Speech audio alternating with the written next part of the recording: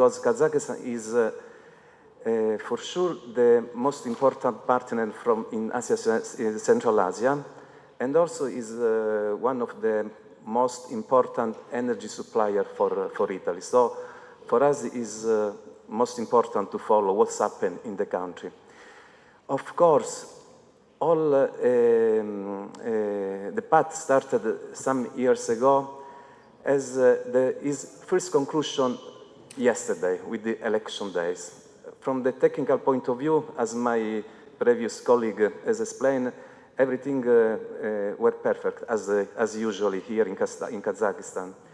And I would like to underline is a big difference with my country, for example, the willingness of each Kazakh people to express his vote, to give his endorsement to the development of the country.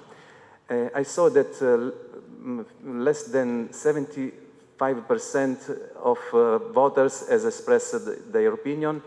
In Italy, if we reach 50% is a success. So it's a good to see more people to go to the polling station to express their preference, and from my point of view, this is a very important point, and I hope that this willingness will be continuing in the coming years, in the coming elections.